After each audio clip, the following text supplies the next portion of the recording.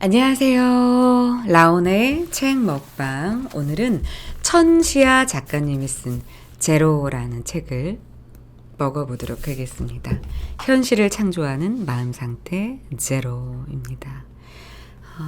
굉장히 감명 깊게 읽은 책이고요. 아무런 노력도 하지 않았는데 원하던 일이 절로 술술 풀려서 이루어진 일들이 있었던 적이 있죠. 그때 당신은 바로 제로 존재 상태에 머물고 있었던 것이다 라는 내용입니다. 네, 어떤 내용이지? 조금은 쉽지는 않지만 우리가 꼭 한 번은, 여러 번은 생각해야 될 테마여서 여러분과 같이 한번 읽어보도록 하겠습니다. 현실 창조하기. 우리는 원하는 대로 무엇이든 창조할 수 있는 힘을 갖고 있다고 했지? 그리고 현실 창조 방법은 생각보다 아주 간단했어. 다시 정리해 볼게. 우리의 생각은 고유한 파동을 가지고 있으며 생각이 강렬해질수록 그 파동도 강렬해져. 그 파동은 우주 공간에 가득 차 있는 매질을 통해 퍼져나가서 공명을 통해 창조에 합당한 에너지와 재료를 내 현실 속으로 끌어당기기 시작하지. 보이지 않는 기운으로 작용할 수도 있고 물질로서 등장할 수도 있고 사람들과의 새로운 관계를 만들어낼 수도 있어. 이렇게 나를 둘러싼 환경이 변화하면서 내가 원하는 바가 이루어질 수 있는 조건이 신속하게 갖춰지게 돼. 그리고 드디어 현실 속에서 모습을 드러내게 되는 거지.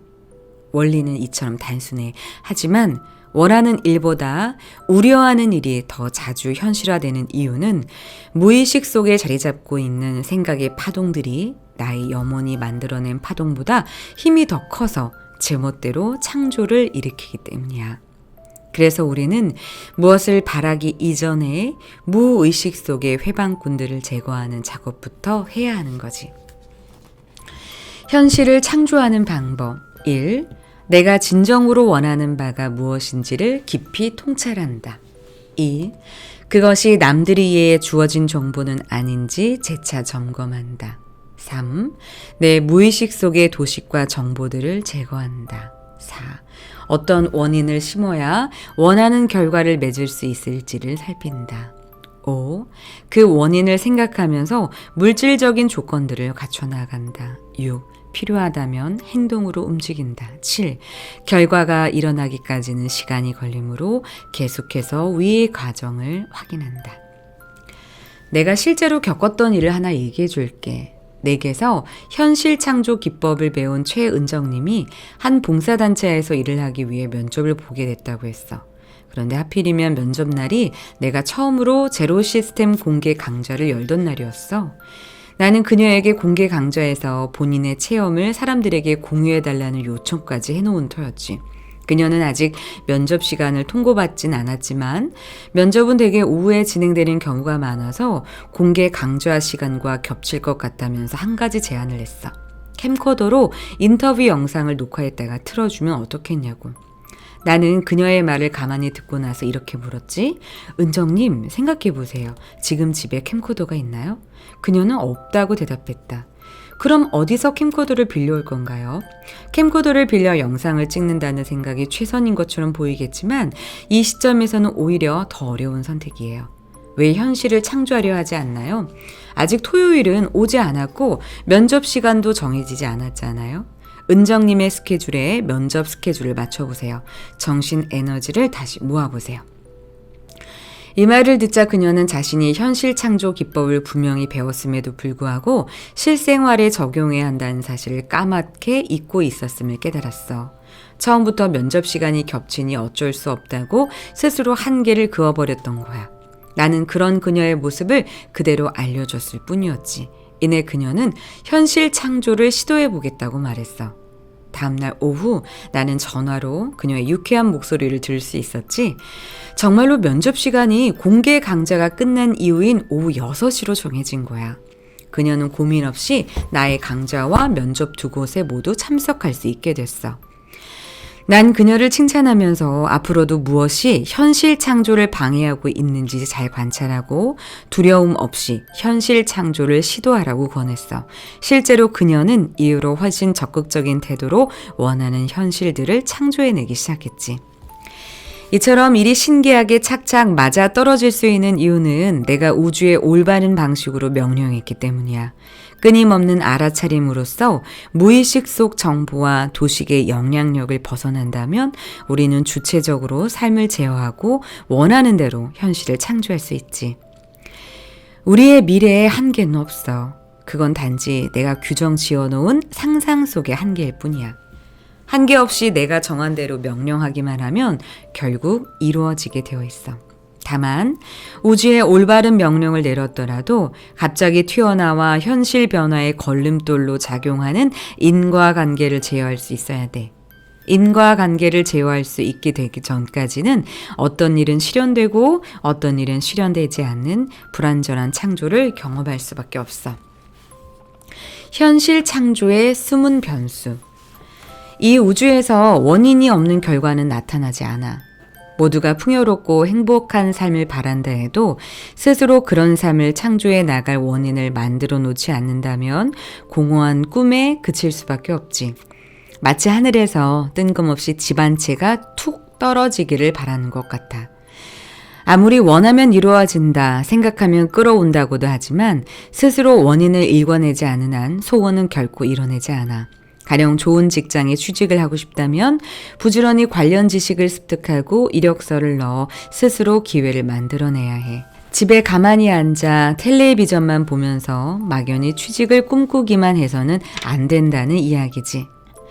우리가 어떤 결과를 만들어내기 위해선 어떤 행위를 해야 하지. 예컨대 취직하기 위해서는 일자리를 알아보고 이력서를 내는 등의 행동을 취해야 해. 즉, 시작과 과정이 원인이 되어서 모든 결과물이 생겨나는 거야. 이와 같은 인과의 법칙이 우리의 삶을 밀착 통제하고 있지. 콩 심은 데 콩 나고 팥 심은 데 팥 난다는 속담처럼 우리는 오직 원인이 되는 행동에 따른 결과만 얻게 돼. 그 중에는 인생의 방향을 결정지을 만한 굵직한 인과 관계도 있지만 일상 속에서 매 순간 일어나는 사소한 인과 관계들도 있어. 콩을 심었다고 할지라도 그냥 내버려둬서는 콩이 자라질 않지. 물, 햇빛, 거름 등을 적당히 제공해줘야 콩이 제대로 자라날 수 있어.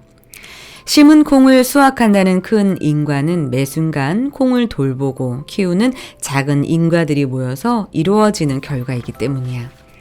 순간순간 새롭게 일어나고 있는 현실은 과거의 원인에 의해 만들어지는 것이긴 하지만 그게 전부는 아니야.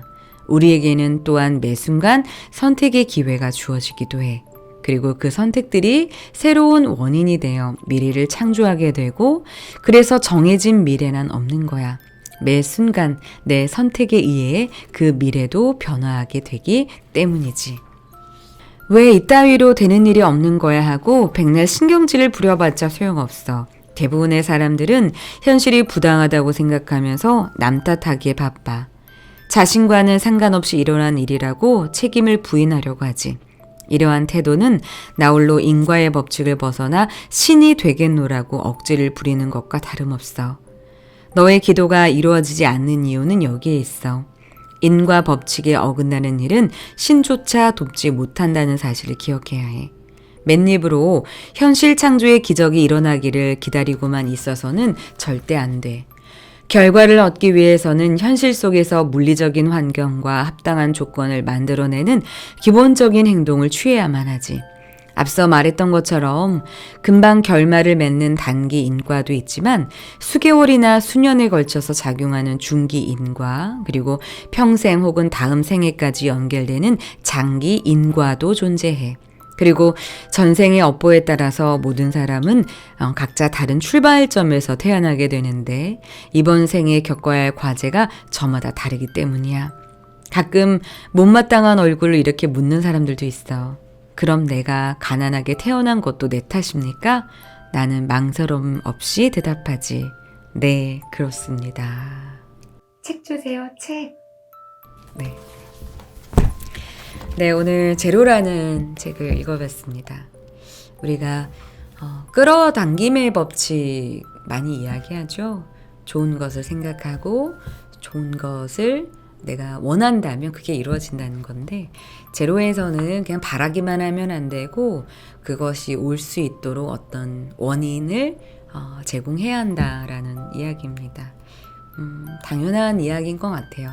여러분, 시간의 보복, 시간의 은혜라는 말 알고 계신가요? 예, 시간은 내가 오늘 잘 보낸 시간은 나한테 은혜를 주고, 오늘 내가 못 보낸 시간은 며칠, 몇 년 후 나에게 보복을 한다라는 말인데, 이러한 오늘과 내일, 과거와 현재, 이런 것들 사이에는 인과관계가 존재한다라는 겁니다. 오늘을 잘 살아야 멋진 미래가 있겠죠? 네, 오늘 제로라는 책을 먹어봤습니다. 네, 여러분 꼭 기회 되시면 이제 구입해서 읽어보시고요. 더 많은 책의 내용을 원하시면 더 낭독해 주세요 라고 말씀해 주시면, 댓글 남겨주시면 이 책을 추가로 먹어보도록 하겠습니다. 구독, 좋아요, 댓글 많이 남겨주세요. 안녕.